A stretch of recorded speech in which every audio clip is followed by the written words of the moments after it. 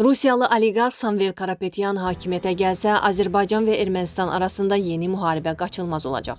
Telegraf xəbər verir ki, bunu erməni politoloq Yelen Xokikyan deyib.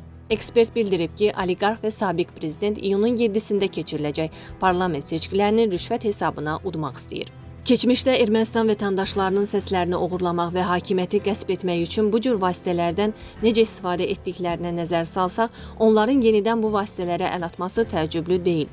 Onlar heç vaxt Ermənistan vətəndaşlarını anlamayıblar. Buna görə onlarla ünsiyyətdən qaçıblar. Ümidləri Ermənistan vətəndaşlarını pulla satın almaqdır. Amma düşünmürəm ki, bir dəfə cəhənnəmdən keçən vətəndaşlarımız bir daha ora qayıtmaq istəsinlər.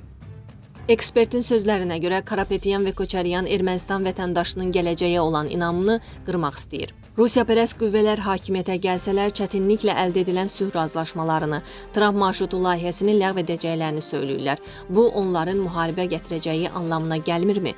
Qarşıdakı seçkilər bizim hansı yolu seçəcəyimiz barədə olacaq. Demokratiya yoxsa əvvəlki həyata və ya oliqarxiyaya qayıdış.